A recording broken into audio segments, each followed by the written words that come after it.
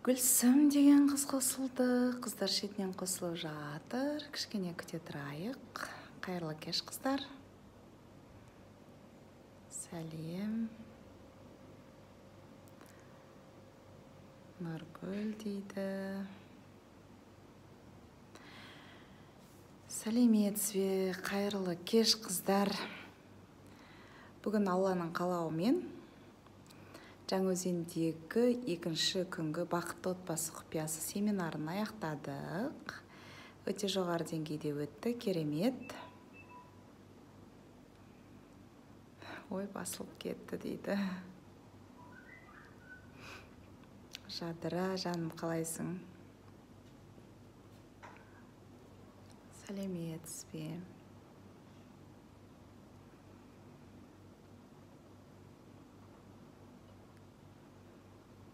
Сұлусыз дейді. Рахмет. Қыздар, бүгінгі семинар аяғына жетті. Ертең динамикалық медитация болады. Динамикалық медитация 7 чакраға байланысты болады. Жаңаөзеннің қыздары, келсеңіздер, есігіміз ашық.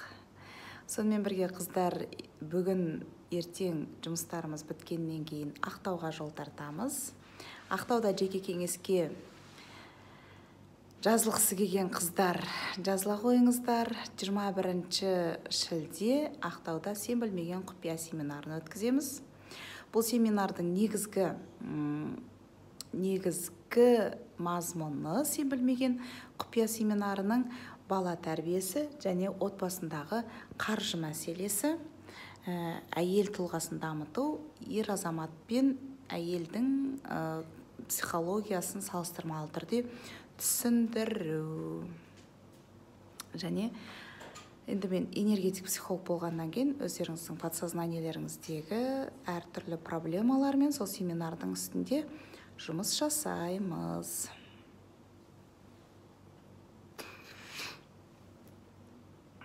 Сәлем қыздар бәрлеріңе.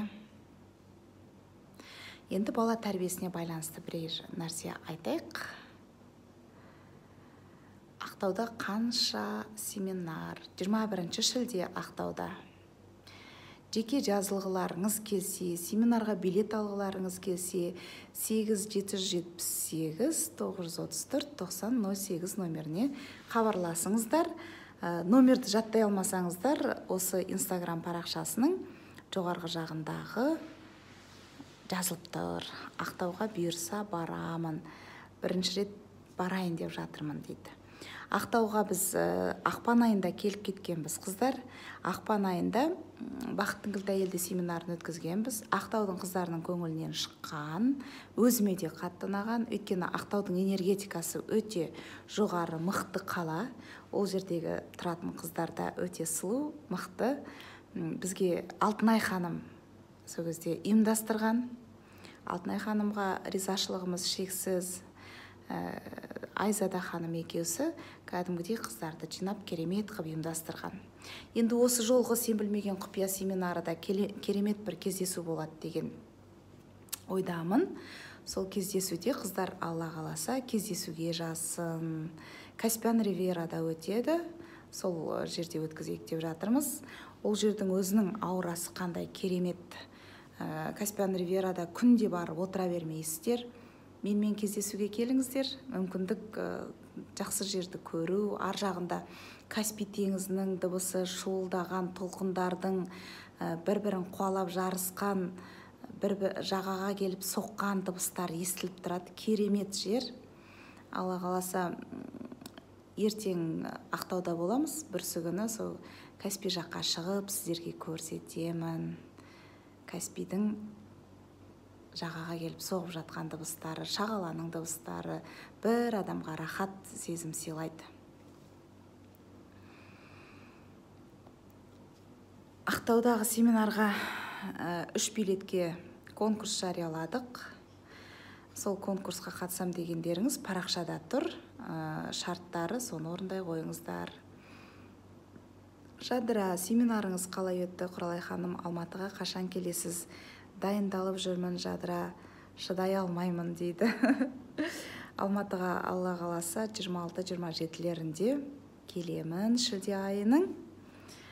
Бірақ біз 20 күні, осы шілденің 20-сында Ақтауда жүрген кезде вебинар өткіземіз. Басқа қалада қыздарға арнап вебинар бақыттың кілті әйелде деген тақырыпта өтіледі. Семинарға келе алмай қалғандарыңыз, бақыттың кілті әйелде семинарына келе алмай қалғандарыңыз сол вебинарға жазылсаңыздар болады. Бағасы өте қолжетімді, арзан. Көмекшілеріме хабарласыңыздар. Қазір қайдасыз? Қазір бір туысымның үйінде отырмын. Жаңаөзен қаласында. Нара, мен онлайн емес, живой көріп сөйлескім келеді. Алматыда қашан? Алматыда осы жақында ғана болып кетті. Жақын арада Алматыда жоспарда жоқ. Алла қаласа Шымкентке барамыз 11 шілде күні. Саламатсыз ба, сізді асығып күтіп отырмын Ақтау дейді. Ой жаным, Шолпан. Мені құр күтіп отыра бермей, айналаңдағы құрбыларыңа, туыстарыңа, бәріне мен келе жатқанымды айт. Адамдар естімей қалмасын.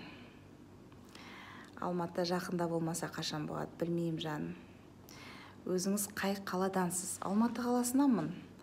Алматыда мен жиі өткіземін, бірақ қыздар каким-то образом естімей қалады. Зоб болғанда не істеу керек дейді. Зоб ол адамның өкпе реніштерінің кесірі. Кешіре алмай жүрген адамыңызды кешіру керек. Білесіздер ме, осы адамның ойындағы болатын өкпе реніштер, олар өкпе реніштердің негізгі фундаменті бала кезінде қаланады. Бала кезде бір нәрсеге қатты өкпелейді. Естественно, бала кезде кім өкпелейді? Ата-анаға өкпелейді, қатты ренжиді. Сол кезде өкпе реніштің фундаменті қаланады. Ал бертін келе өмірдегі, ересек өмірдегі өкпе реніштердің бәрі сол фундаменттің үстіне барып жинала береді, үлкен тасқа айналады. Сондықтан кейінгі болған өкпе реніштерді кешіру үшін бала кездегі өкпе ренішті бірінші кешіру керек. Мен оны кешіріп қойдым, ол ата-анам ғой, немесе ол бір жақын адамым ғой, ағайыным ғой деген сияқты сылтаулармен өздеріңізді алдамаңыздар. Бала кездегі қойылған блокты кешірген сияқты болғаныңызбен ол сіздің ойыңызға орала беретін болса, сіз кешірген жоқсыз. Оны кешіру үшін мен сияқты энергетик психологтарға бару керек. Энергетик психологтар энергиясымен жұмыс істеу арқылы ол блоктарды шешеді. Күшті дейді. Сәлем қыздар, бәрлеріңе сәлем. Жаңаөзенде ертеңгі күнгі динамический медитация 7 чакрамен жұмысқана қалды. Сол 7 чакрамен жұмысты ертең өткіземіз. Ертеңгі 7 чакрамен жұмыс, ол семинарлардың бағасынан төмен. Қыздар, хабарласыңыздар, көмекшілеріме ертеңгі шансты жіберіп алмаңыздар. Шолпан Отарбаева, Жаңаөзен сізді мақтап жатыр дейді. Рахмет жаным. Мақтауға тұрарлық шығармын деп ойлаймын. Жаңаөзеннің қыздары да мықты, сұлу жігіттерінен. Қызығушылықты қалай оятуға болады? Ұйықтай берем дейді. Ұйықтай берсеңіз, сіздің энергияңыз төмен. Энергияны көтерудің жолдарын жасаңыз. Энергия 4 түрлі жолмен көтеріледі. Бірінші, рухани энергияны көтеру керек. Екінші, интеллектуалды энергияны көтеру керек. Үшінші, көңіл күй энергиясын көтеру керек. Төртінші, дене күші, яғни дене энергиясын көтеру керек. Рухани энергия ол жақсы адамдармен қарым-қатынас жасағанда көтеріледі. Сосын айтамыз ғой андай, садақа бергенде көтеріледі. Үнемі қиналып жүрген адамдарға көмектескен кезде көтеріледі. Екінші, интеллектуалды энергия ол тәуекел жасай алатын адамдарда көтеріледі. Көп оқуға құштар, көп білгісі келетін, көп үйренгісі келетін адамдар да көтеріледі. Сондай адамдар ғой семинарларда жүретін, кітап оқитын адамдар, сол интеллектуалды күші мықты адамдар. Көңіл-күй энергиясы мықты болу үшін ешқашан ренжімеу керек. Айналаңыздағы адамдарды қандай бар, солай қабылдау керек. Күнді ризашылықпен бастап, ризашылықпен аяқтау керек. Міне көңіл-күй энергиясы осындай кезде көтеріледі. Ал дене күшін, дене энергиясын көтеру үшін үнемі сіздің организміңіздегі серотониннің деңгейін жоғарылататын амалдар, әдіс тәсілдер жасауымыз керек. Мен қыздарға айтамын, билеңіздер деп. Шығыс биін билеңіздер, дене күші мықты болу үшін. Жүгіріңіздер, дене жаттығумен айналысыңыздар. Сонымен бірге дұрыс тамақтаныңыз, уақытында демалыңыз. Біз уақытында демаламыз дейміз да, кешке жақын орнымызға жатамыз. Вроде бы демалуға жаттық, бірақ телефонды құшақтап, Инстаграм, WhatsAppта жатамыз. Ол демалысқа жатпайды. Инстаграм, WhatsAppта жатқан, ол да кәдімгідей көп энергияны алады. Уақыттарыңызды үнемдеңіздер. Уақыт сізге берілген тегін болғанмен, ол баға жетпес байлығымыз. Берілген уақытты үнемдеп өзінің орын-орнымен жұмсамасақ, ол бір күні қалай бітіп қалғанын білмейміз. Сондықтан уақыттарыңызды жоспарлап жасаңыздар. Шолпан, Атырауға қашан? Атыраудан әне күні ғана келдім, қыздар. 30 күні болды Атырауда. 30 маусым күні. Картина күшті екен дейді. Әдемі жылқылар. Вебинар дегеніміз не дейді? Вебинар, қыздар, онлайн түрде өтетін семинар. Онлайн семинар, енді жалпақ тілмен айтатын болсақ, соны қазіргі тілмен әдемілеп, модный ғып вебинар деп алған ғой. Онлайн түрде өтеді. Ол жерде біз вебинарды өткізген кезде вебинарға қатысқысы келген қыздарға өздеріне жеке Инстаграм парақшасына қосып, жабық парақшада сабақ жүргіземіз. Кім қатысқысы келеді, солар ғана қатыса алатын болады жүргізілген сабаққа. Гүл сыйлау техникасын орындаған кезде гүл алған адамға қалай әсер етеді? Түсінген жоқпын, гүл сыйлау техникасы деген қандай техника екенін. Саламатсыз ба, Таразға қашан? Таразға қазір жақын маңда жоспарда жоқ, сондықтан вебинарға қатысыңыз, қыздарға хабарласыңыз. Вебинар қандай тақырыпта болады? Вебинарда, осы жолғы вебинарда, 20 шілдеде болатын вебинарда қыздар, әйел энергетикасы туралы тақырыпта болады.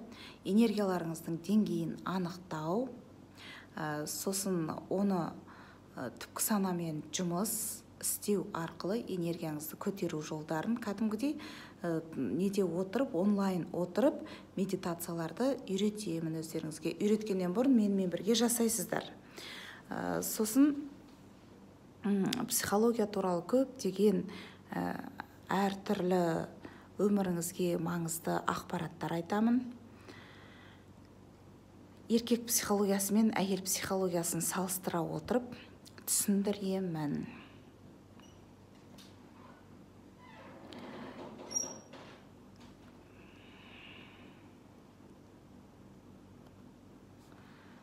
Жадыра, мен де қыздарға айтып жүрмін, сізді білмейтіндерге Инстаграм аңдып отыратын болды ғой.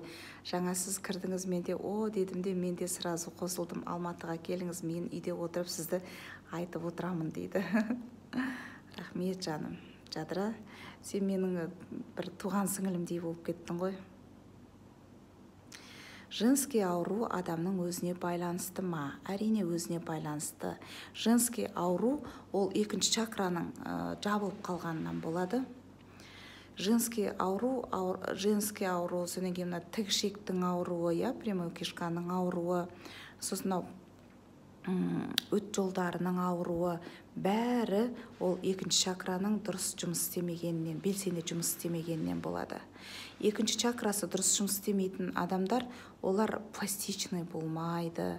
Өзі қанша сүйкімді болса да, сүйкімсізбін деп сезінеді. Осының кесірінен келеді, әртүрлі ауруларға келіп ұрынады.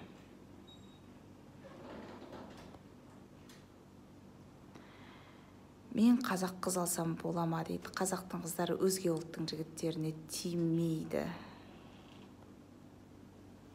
Неге қыздар осы өзге ұлттың жігітіне қазақтың қыздары тиюге болмайды деп айтады, білесіздер ме?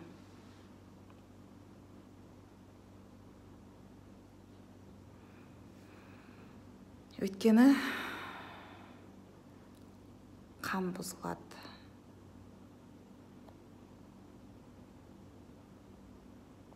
Көп жылап қаламын. Көп жылау ол адамның жан дүниесінде эмоцияның жиналып қалуынан болады. Сол эмоцияны түгел әбден сыртқа бір шығарып беретін болса, энергетик психологтар екінші жыламайсыз. Сіз психологпсыз ба дейді Ұлжана. Я психологпын, 16 жыл тәжірибесі бар психолог кеңесшімін. Менің парақшама жаңадан жазылып жатқан болуыңыз керек. Егер жазылмасаңыз, жазылыңыз, жай тікелей эфирді ғана көріп отырсаңыз. Парақшама жаңадан жазылған қыздарға қош келдің деймін. Бәріміз бірге болғанда қызық болады. Тікелей эфирға жиі шығуға тырысам, бірақ шыға алмай қалам, я. Ренжімеңдер қыздар.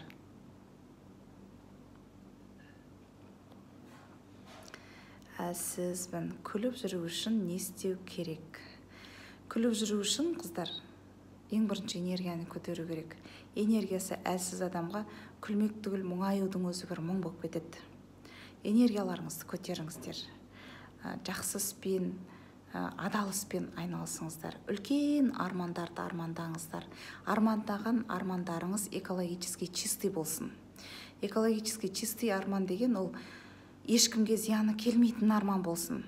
Үйде отырып алып, шіркін-ай, ананың күйеуін тартып алсам-ау деп армандасаңыз, немесе шіркін-ай, анау қыздың жүріп жүрген жігіті маған ұнайды, соны тартып алсам деп армандасаңыз, ол экологиялық тұрғыдан таза емес арман. Ондай арманмен алысқа бармайсыз. Біреудің бақытына өз бақытыңызды құрмайсыз. Сізден курс алсақ қанша болады? Менен курс алу деген коучингті айтып отырсыз ғой дейме. Маған коучингқа қатысу үшін менің семинарымның 3 күндігіне қатысу міндетті. 3 күндік семинарға қатыспаған қыздарды курсқа ала алмаймын. Ойланбау үшін не істеуге болады? Миым тынықпайды, ойланбай жүре алмаймын. Баяғыда біреу дәрігерге кепті ғой, жүрек дәрігеріне келіп, сізге не болды, жүрегіңізге қандай шағымыңыз бар десе, менің жүрегім неге үздіксіз тоқтамай соғады, соған алаңдап жүрмін деп. Ойлау адамға берілген Алланың сыйы. Ойланбай өмір сүру мүмкін емес. Қалай ойланбай өмір сүрем деп айтқаныңыз кішкене қызықтау екен. Дұрыс айтасыз дейді Нара, көп рахмет. Жадыра, алтын қыз. Жадыра, жасың нешеде сенің? Алматыда тұрасың ба? Маған Алматыда тұратын көмекші қыздар керек еді. Жасы бірақ 25-ке дейінгі қыздарды қабылдаймын. Қате кетіп қалған бағана басында дейді. Сандық СК вебинарға қалай қатысуға болады? 8778 934 9008 номеріне хабарласу арқылы билеттің бағасын біліңіз, өте қолжетімді. Солай жазыласты, қатыса бересіз. Жаңа өзендейсіз бе дейді. Я, жаңа өзендемін. Әсемгүл. Жаңа өзенде Терка деген жерлеріңізге барып келдік, жаңа қызық екен. Шымкентке қашан келесіз? Шымкентке 20-шы шілде барам, Аллаға. 11-шы шілде барам. Өтірік айтам, тамыз. 11-шы тамызда барам. Құдай әбден шатасың ғой. Астанада қашан боласыз? Әсемгүл емес, Астанада. Қайсеева. Астанада қазірше белгісіз қашан келетінім. Жаңа өзенде Әсемгүл семинар бітіп кетті. Ертең динамикалық медитация болады, соған келсең болады. 7 чакрамен жұмыс. Оған семинарға қатыспағандар да келуге болады. Қанша тұрады вебинар дейді. Қоймадыңдар ғой. 5000 теңге тұрады вебинар. Өте арзан. Менің сол семинарларыма басқа адамдар одан 6 есе қымбат ақшаны төлеп қатысып жүр. Жігітімнің қызығушылығын қалай оятуға болады? Дымға қызықпайды, тек жұмыс үй болды. Жұмысқа қызығушылығы бар деген сөз ғой. Мен де қатысқым келеді. Гүлдана, қатыса ғой, қай қаладансың? Жолды қалай ашуға болады? Жол ашам деп бақсы балгер Құмалақшыға баруға мен қарсымын. Өйткені олар да өзіңіз сияқты адам ғой. Алладан сұрамай, Алла жаратқан заттан, адамнан сұрағанымыз дұрыс емес. Алладан сұраңыз, өзіңіздің энергияңызды көтеріңіз, өмірге деген көзқарасыңызды өзгертіңіз, мықты болыңыз, сенімді болыңыз. Сонда жолыңыз өзі-ақ ашылады.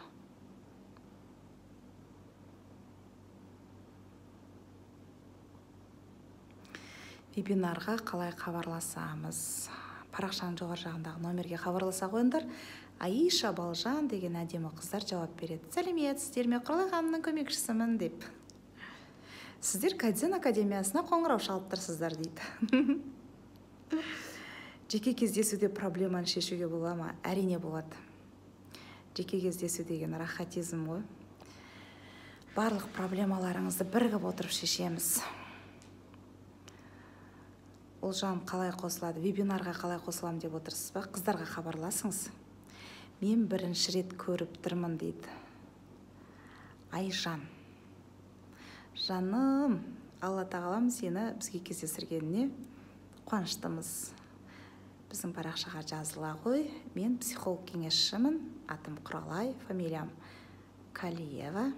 Кайдзен әйел тұлғасын дамыту отбасы қарым-қатынасы академиясының президентімін, яғни соның құрушысымын. Бұл академия Алматы қаласында орналасқан. Біз қызғалдақтай қыздардан тартып, аналарды, келіндерді, әжелерді, енелерді бәрін психологиялық тұрғыда тәрбиелейміз, емдейміз, проблемаларын шешуге көмектесеміз. Вебинарға Шолпан жаным қатысу үшін Инстаграм парақшасында көрсеткен номерге хабарласа ғой. Айжан, психологсыз ба дейді. Я психологпын. Ой, мына жігіт қоймады ғой, қыздардың арасына кіріп аби алмайды екен. Әсем гүл, психолог керек болып тұр. Қыздар, психолог керек дегенге ешқашан арланбаңыздар. Европада әр отбасының өзінің жеке психологы болады, әр адамның өзінің жеке психологы болады. Психология өте жоғары деңгейде дамып кеткен. Ал Қазақстанда бір айналдырған 5 қыз психолог болып шығып едік, психолог қаптап кетті деп айтып жатыр. Психолог жетпейді, ол 5-ақ адам кімге жетеді? Миллиондаған қазақ бар. Сондықтан да психолог ешқашан артық та етпейді. Психология әлі дамыған жоқ, психологияның болашағы жоғары. Кейін осыдан 1-2 жылдан кейін сол кезде психологияны түсінбей жүріптік қой. Кел семинарға десе келмей жүріптік, бар десе бармай жүріптік, кітабын оқы десе оқымай жүріптік деп өкініп жүресіздер. Қазірден бастап оқыңыздар менің кітабымды. Бақыттың кілті әйелде кітабы Алматы қаласында Меломан дүкенінде бар, және Мегапарктың екеуінде де бар, Марвин магазиндерінде, Астанада Меломан дүкендерінде бар, сонымен бірге басқа қалаларда сататын қыздар бар.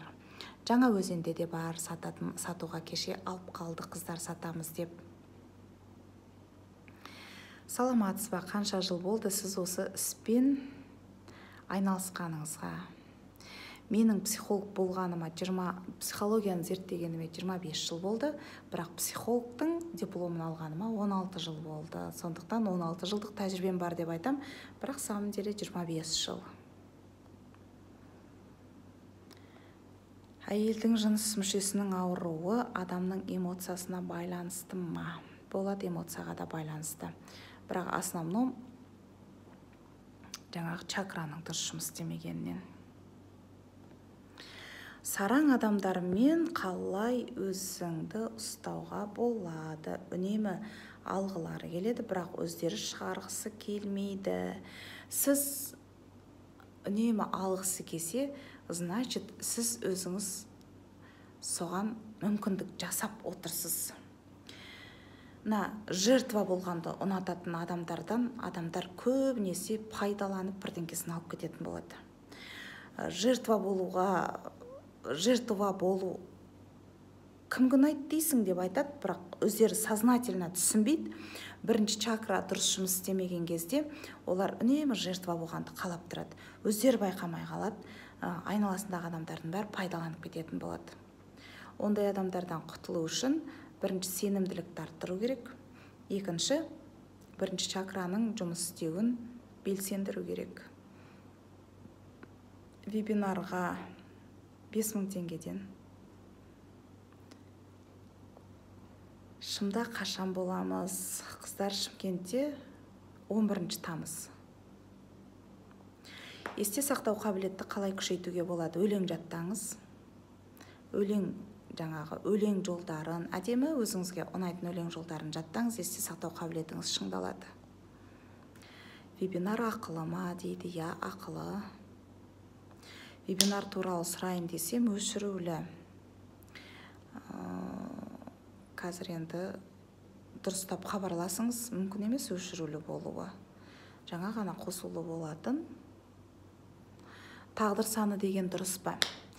Я, қыздар, нумерологияны біз психологияны оқыған кезде кәдімгідей бізде сабақ жүрген нумерология деген.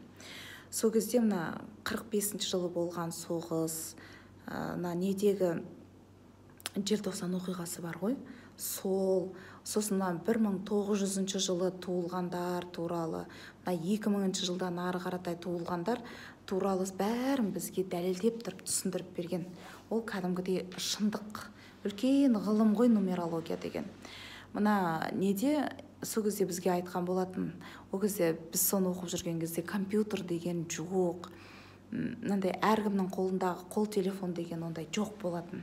Сонда бізге нумерологиядан сабақ беретін апайымыз айтатын, екі саны келе жатыр бізге, 2000 жыл келе жатыр. 2000 жылы 2000 деген, 2 деген нәрсе, ол адамдардың шығармашылық қабілеттері төмендейтін кез. Техниканың заманы болады деп айтқан. Шынында да 2 деген санмен 2000 жыл келді, басталғанына 18 жыл болды. Техниканың заманы болып кетті ғой. Кеше ғана iPhone 6 шықты, кеше ғана 8 болып ауысты, кеше ғана қазір енді iPhone X деп қатты бір мобильді заман, техника өте жоғарғы дәрежедегі қарқынмен дамып жатыр.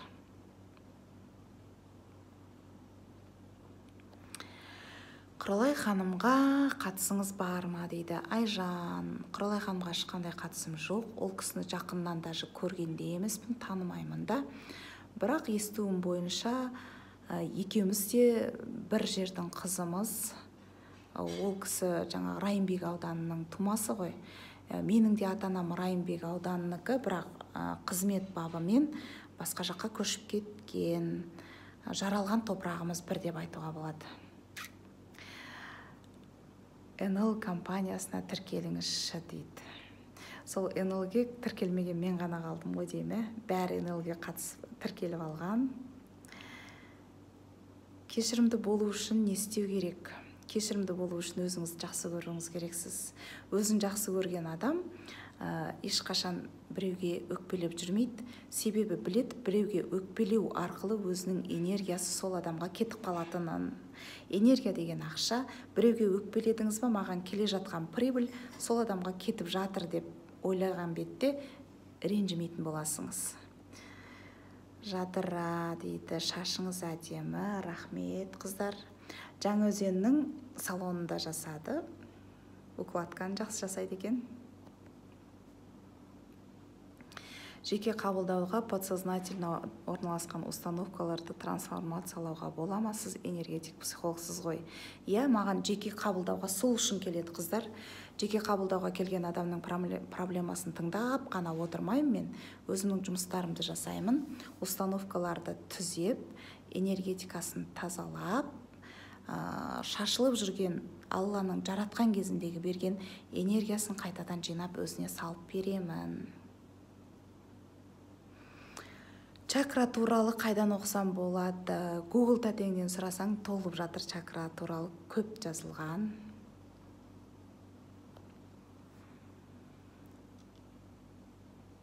Көңіл күйді өзгерту жайлы айтасыз ба?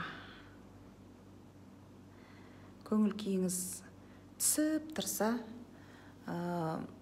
бір еш нәрсе істеуге құлқыңыз болмай тұрса, орныңыздан секіріп тұрып, шыңғырып, секіріп алыңыз, бірден энергияңыз көтеріледі, көңіл күйіңіз көтеріледі.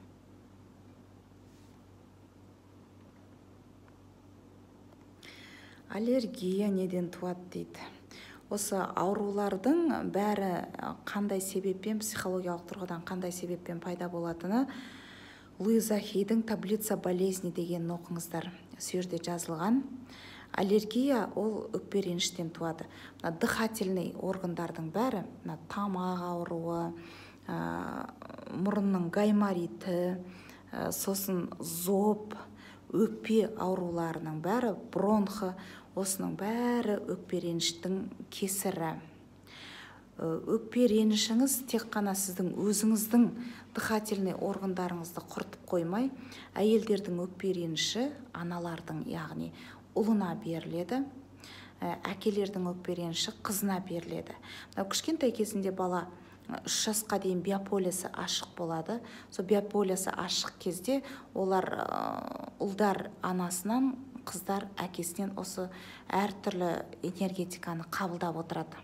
Кішкентай кезінде баланың бір кішкене суық су ішсе, тамақ ангина болып қалады. Кішкене балмұздақ жесе, тамақ ангинасы көтеріліп кетеді. Сол кезде неден балмұздақ жеп қойыпты, ой, суық су ішіп қойыпты деп жатамыз. Самом деле оның түп төркіні ата-анасында жатыр.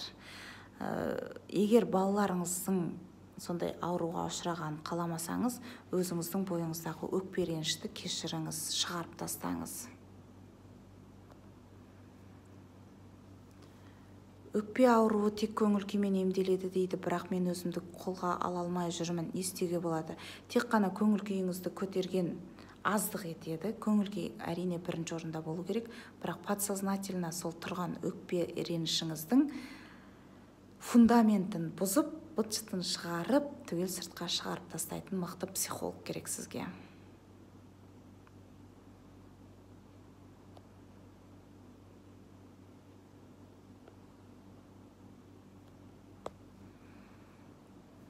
Мына қырғыз қайдан болды? Пайда болды өз. Қытайға бермейміз деп жатсақ, басты қатырып. Өткенде мен бір жігіт келді маған консультацияға. Қырғыздан әйел алыпты. Бетіне қарап, жыным ұстап кетті. Қазақтың қыздары күйеуі жоқ жүр, өзге ұлттың қызын бақытты қылғанша неге қазақтың қызын бақытты қылмайсыңдар сендер осы деп әбден ұрыстым. Неге ашуланып кеттіңіз, неге ұрысып кеттіңіз, неге өйтесіз дейді. Сенің бойыңда қазақ ұлтына деген махаббат, соған деген патриоттық сезім жоқ болса, менде бар. Қазақтың қаншама қызы күйеуге тие алмай жүр. Айдаладан бақытыңды, жаңағы тұмсығыңыздың астындағы тұрған бақытты Қырғызстаннан іздеп кетіпсің деп ұрысқам. Онлайн сабаққа қыздарға хабарласа қойыңыздар, айтады. Сіз докторсыз ба дейді. Жоқ, доктор емеспін. Психология барлық ғылыммен байланысты, қыздар. Психология дінмен де байланысты. Психология физикамен де байланысты. Психология химиямен де байланысты. Медицинамен де байланысты. Сондықтан барлық сұраққа жауап беру маған жеңіл. Қараңдаршы, психология химиямен байланысты. Дәлелдеп берейін ба? Дәлелдеңізші дегендерің лайк басыңдаршы. Химия мен психологияға қалай байланысты? Лайк басыңдар. Басылмаса айтпайым. Аз басылып жатыр ғой. Енді айтам. Қыздар, психология химиямен байланысты деп айтатын себебім, адамның өмірінде болатын махаббат сезімі бар ғой. ғашықтық сезімі сол химия. Адам ғашық болған кезде ағзасындағы тестостеронның деңгейі қатты жоғары қаратай көтеріледі, яғни реакция жүреді организмде. Қатты көтеріледі, сол тестостеронға, гормондарға адам мас болады. Қазақта сондықтан да айтады жас мас деп. Жастар ғашық болған кезде гормонға мас болады. Мас болады да опьяненный состояниеде жүріп, не істегенін білмей қалады. Соның кесірінен жаңағы некесіз балалар өмірге келеді, ойланбастан отбастарын құрады, ойланбастан алды артына қарамастан осы жігітке үйленбесем болмайды деп қыздар тұрмысқа шығып кетеді. Жігіттер болса осы қызды алмасам өлемін деп өзінің жаңағы шынымен де жары бола ала ма бола алмай ма соның бағамына жетпей жатып отбасын құрып үйленіп кейін ажырасып кетіп жатады. Міне психология, махаббаттың психологиясы осы, ол химия. Тестостерон деңгейлері көтерілген кезде кішкене уақыт керек. Уақыт керек, екеуі бір-бірін біліп, жүріп, көру керек, ішкі кухняларын көру керек. Яғни жан дүниелерінде не жатыр, соны білу керек. Сөйтіп барып, әбден екеуі бірге жүргеннен кейін тестостерон деңгейі ақырындап төмендейді. Төмендеген кезде адамның шынымен көз ашыла бастайды. Үшінші көз ашыла бастайды да, шынымен сол адам керек па, керек емес па бағамдап саралай алатын болады. Ал сараламай жатып, бағамдамай жатып, жаңағыдай асығыс шешім қабылдауға болмайды. Химиялық реакция жүріп жатыр қазір менде деп өздеріңізді тоқтата тұруларыңыз керек. Игроман күйеуді қалай өзгертеміз? Ол игроман күйеуді өзгерту үшін оның ең бірінші өзінің желаниесі болу керек өзгеруге. Во-первых. Во-вторых, ол адамның подсознаниясымен жұмыс істеу керек. Оның установкалары, подсознаниясындегі блоктар бала кезіндегі қойылып қалған, соны шешу керек. Игромандар қайдан шығады? Олар біреудің көңілін угодить еткісі келген кішкентай кезіндегі сондай қасиеттен кейінгі құмар ойынға апарып соқтырады. Оған әйелінің ешқандай қатысы жоқ. Ата-ананың тәрбиесінде кеткен кемшіліктер. Аффирмация көмектеседі. Аффирмация адамның ниетіне жасаған настройкасы. Айка курс қайда өтеді? Курс онлайн түрінде өтеді. NL компания. Сіз қай қаладансыз? 3 күн семинар қашан болады дейді. Қазіргі осы жақын уақыттағы семинарымыз Ақтау қаласында, Каспиан Ривера қонақ үйінде болады.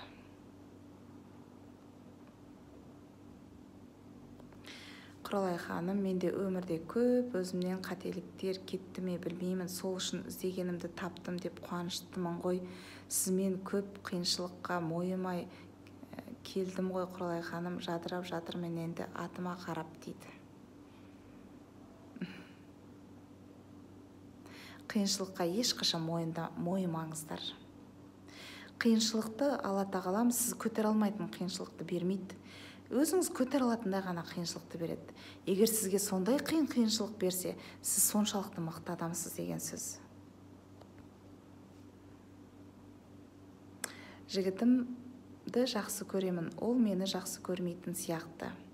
Жігіттің жақсы көретінін анықтау үшін оның сезімі шынайы ма, шынайы емес пе қалай білуге болатыны туралы YouTube каналымда ролик бар қыздар. Соны ашып қараңыздар. Айтпақшы, YouTube каналыма жазылыңыздар. Калиева Құралай деп терсеңіздер шығады. Раушан, психологтар көбейе берсін. Мидағы диалогты өшіруді айтсаңыз дейді. Ол Жанардың айтып жүргені ғой. Апай, Шымға қашан? Жанар, Шымғалада сен білмеген құпия семинары 11 тамыз. Раушан, мені көмекшіге алыңызшы. Жасың нешеде, Раушан жан? Атырау. Замира, Атыраудасың ба? Жақында ғана барып кеттім ғой, Атырауды естімей қалдың ба? Жаман ойдан қалай арыламыз? Ұйықтап кеткенше жаман ойлар келеді, не істеуге болады? Сознанияны наказать ету керек. Қолыңызға резиновый нені тағып алыңыз, резинаны. Жаман ой келе берген кезде соны тартып тұрып жіберіп қалыңыз. Шақ ете қалады ғой. Сознанияңыз наказание алу керек жаман ой ойлаған кезде. Жаман ой ойлауға болмайтынын сол кезде ғана ол түсінеді. Неде? Финляндияда мектепте кәдімгідей сабақ оқитын сынып бөлмесінде белдік ілініп тұрады екен. О белдікпен балаларды ұрмайды, бірақ дұрыс оқымасаң ұрамыз деп айтады. Балалардың сознаниясы біледі, дұрыс сабақ оқымаса ана белдік тиетінін. Сөйтеді де олар онсыз белдікті тигізбей ақ жақсы оқуға тырысады екен. Сондықтан да Финляндия бүкіл әлем бойынша білім жүйесінен бірінші ондықта тұр. Енді қараңыз, біз жаңағы баланы тәрбиелеген кезде де оған ешқандай не жасамаймыз ғой, наказание жасамаймыз. Наказанияны жиі емес, анда-санда жасап тұрғаның ешқандай зияны жоқ. Нумерология айтпай қойдыңыз дейді, есімім Жадыра.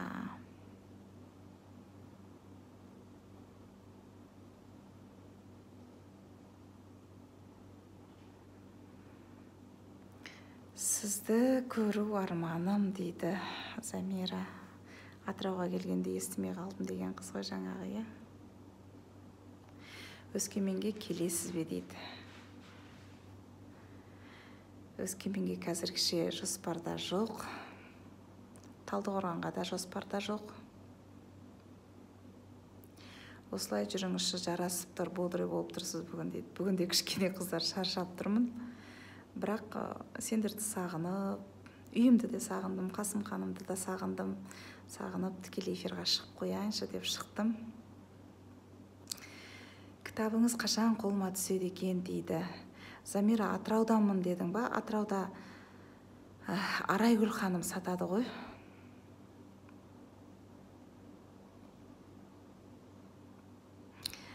Жадыра 36 жасқа толам бұйырса дейді. Вебинар қанша күн болады? Вебинар бірақ күн болады, қыздар, онлайн. Бірақ оның бөліктері бар. Бірінші сабақ, екінші сабақ деп қосып қатыса берсеңіздер болады.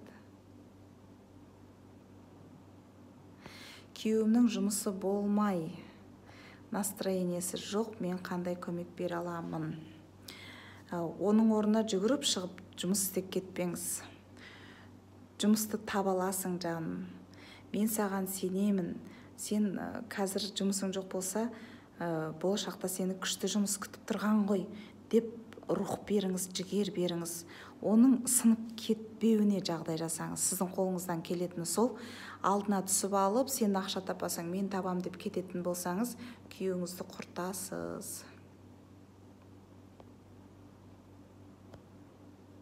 Астанада өткен жолы қатысқан едім. Енді келесі семинар сізді күтемін дейді. Жадыра жан, рахмет жан, келеміз Алла қаласа. Семинарда өте сұлу болып кеттіңіз, қызыл көйлек жарасып кетті дейді. Қызыл көйлегімді киген семинарымды айтып жатыр ма? Семинарда кітабыңыз бола ма, алсақ? Я, болады семинарда кітап. Жаңа өзенде Құралай Калиеваның кітабы бар, саны шектеулі.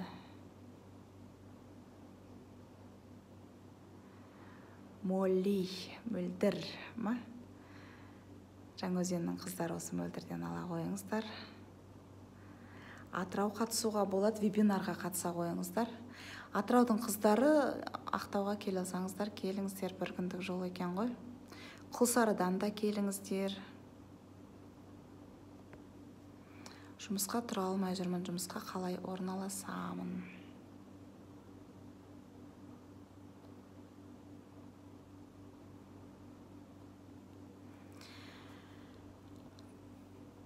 Нешеде өтеді? Сағат 10-да тіркеу, 11-де басталады Ақтаудағы семинар.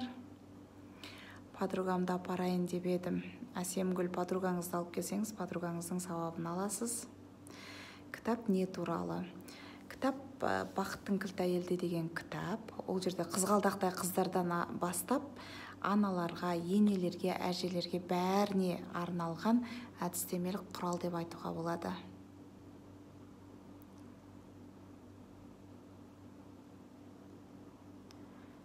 Эфирді сақтап қоямын.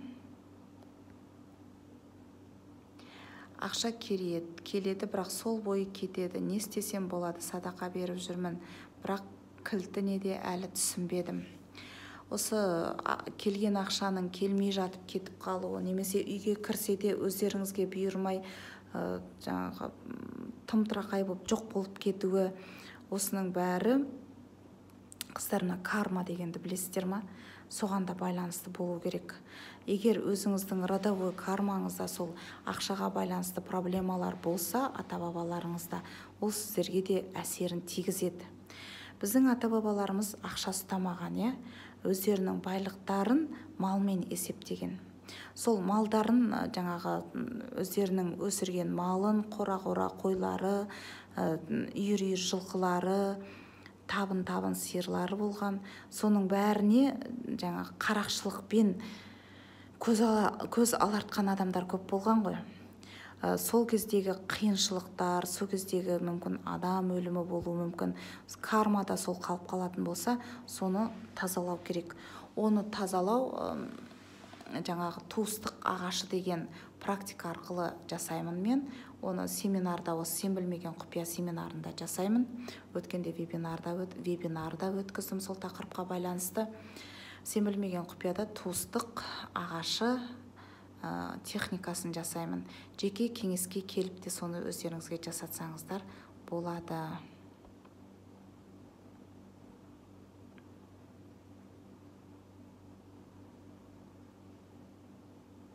Өте керемет жансыз, дауысыңыз да құлаққа жағымды. Рахмет, қыздар. Сізден жылы жақсы энергия беріліп тұр. Люблю ғой, алтындарым сол. Сәлеметсіз бе, сізді сағынып кеттім ғой дейді. Айзада. Жеке сөйлесуге бола ма сізбен, және бағасы қанша? Жеке сөйлескісі келген қыздар көмекшілермен хабарласа қойыңыздар. 8778 934 9008. Балал болғыңыз келсе, шығыс биін билеңіз, подсознаниеңізді тазалаңыз, түгел обидалардың бәрін маған келіп шығарыңыз, сонда бала көтеруге шығыс биі мүмкіндік жасайды сізге. Шығыс биі бүкіл чакраларды қозғайды, бүкіл адамның денесіндегі нүктелердің бәрін іске қосады. Әсіресе матканың жұмыс істеуін жақсартады. Өткен семинарға қатысқан едім Астанада. Келесі семинар қашан? Қыздар, алла қаласа мүмкін қыркүйекке қоятын шығармыз. Жиып прямойға шығып тұрыңызшы. Дұрыс айтасыз, мен де психологпын дейді қымбат. Сәлем. Сананы тазалау. Сананы тазалау үшін жақсы ой ойлау, ешкімге ренжімеу, кінәлаудан бұрын түсіну, өмірді күнді ризашылықпен бастап, ризашылықпен аяқтау. Қиын нәрсе жоқ. Көз тиген, сөз тиген деген нәрсе рас па? Осы жұрттың алдында көп жүрген соң ба, энергиямды жұтып алғандай болып ұйықтай берем шаршап. Энергияңыздың азайып кетуі елдің көз тигеннен емес. Өзіңіз энергияңызды, биополяңызды бүйтіп мықты қылып ұстай алмайсыз.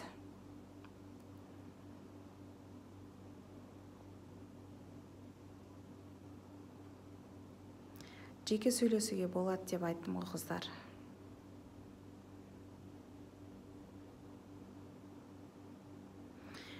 Бір істі бастап келе жатқан едім, кенет бүкіл энергиям таусылып қалған. Қалай? таусылып қалған минутты не істесем болады дейді. Энергияңыз таусылып бара жатқан сияқты сезімде болсаңыз, душтың астына тұрыңыз. Бір жылы, бір суық сумен әбден денеңізді қасиетті таза су, ойымды бойымды тазала деп тазалап болғаннан кейін дене жаттығумен айналысып жіберіңіз, энергияңыз көтеріледі.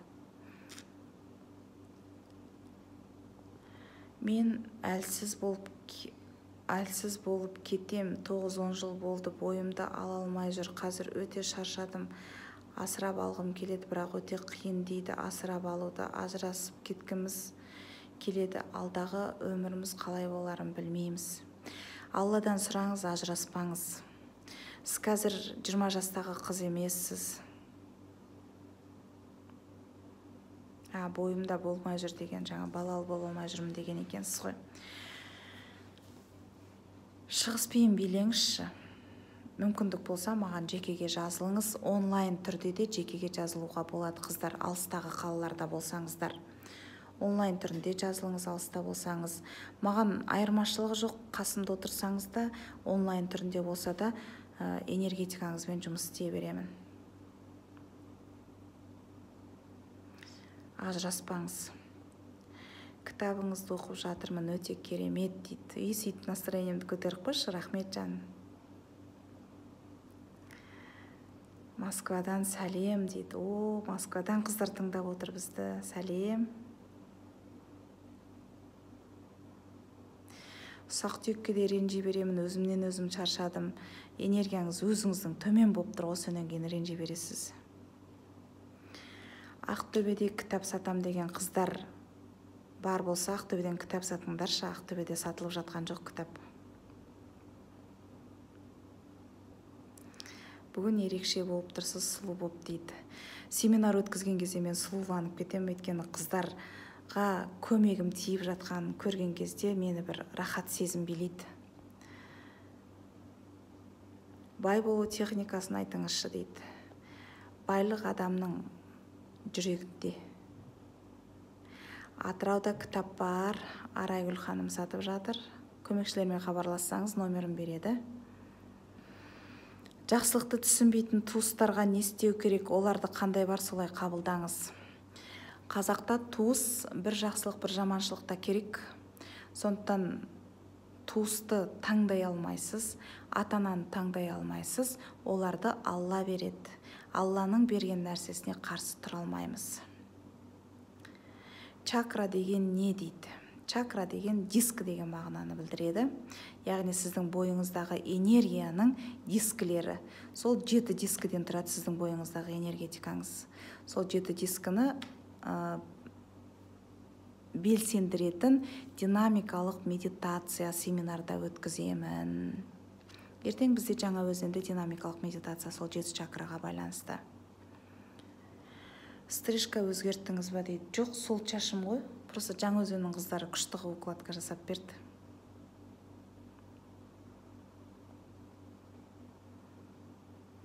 Бірдеме жазам деп шығып кетем дейді. Жадыра, қайда шығып кетеп жатсың? Практик психологтар оқытасыз ба? Психологияны оқыту үшін аз уақытта оқытып шығу мүмкін емес, сондықтан универді оқып шыққандарыңыз дұрыс. Қалай қылықты әйел болуға болады? Қандай күшті сұрақ мынау? Әйелдер оңайлықпен қоя қоймайды бұндай сұрақты. Қандай күшті сұрақ? Қылықты әйел. Қылықты әйел болу ол нәзіктік нүктелеріңізді іске қосу, яғни еркектен нәзік болған кезде, әлсіз болған кезде сіз қылықты әйел боласыз. Еналды қоя қойын керек емес дейді. Жазира, неғып керек емес? Бүкіл жұлдыздар Еналға жазылып жатыр ғой. Тұрмысқа шығу үшін не істеу керек? Мен енді энергетик психолог болғаннан кейін бәрін өзім энергетикаға әкеп қосып қоям. Тұрмысқа шыға алмай жүрген қыздар маған кеңеске келген кезде мен көшеге ертіп шығып, жігіттерге көзқараспен от жағуды үйретем. Бойыңыздағы бар энергияны айналаңыздағы адамдарға бере алмасаңыз, олар сізді замечать етпейді. пустой место сияқты жаныңыздан өтіп кетеді. Қаншама жігіттер қасыңыздан өтіп жатады әдемі, сізді бірақ байқамайды. Енді сіз қыз баласы болғаннан кейін оған ойбай тоқта, сен әйбат жігіт екенсің деп тоқтата алмайсың ғой. Сондықтан көзқараспен от жағу семинарда болады, қыздар, көзқараспен от жағуды үйрететін техникам. Онлайнмен жеке қабылдай аласыз ба? Иә, қабылдай аламын. Маған разницасы жоқ. Шетелде жүрсеңіз де онлайнмен жеке кеңес бере аламын. Подсознаниеңізбен жұмыс істей аламын.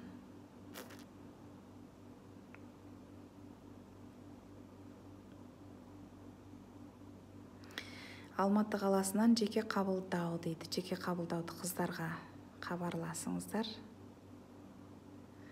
Өте жақсы. Жазира, целую дейді. Өте жақсы түсіндіргеніңіз күшті дейді. Витилиго деген не ол қыздар? Жылдар бойы жиналған реніш қара тасқа айналып өзіңізді ауру қылады, оны шығарып тастау керек сызыртқа. Жаңаөзендесіз бе дейді. Я, Жаңаөзендемін.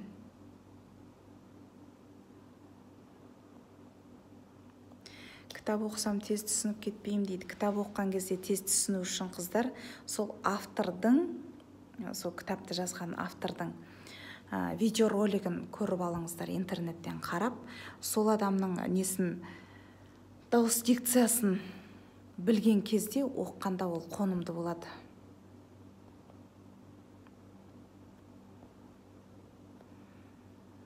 Ақтауға барасың ба?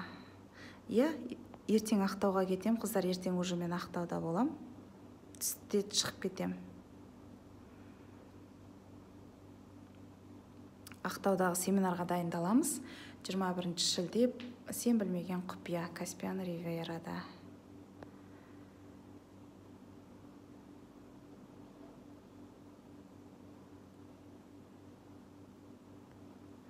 Боранбай қызы, Қыралай қалай өтті дейді. Күшті. Рахмет. Семинар өте жоғары деңгейде өтті.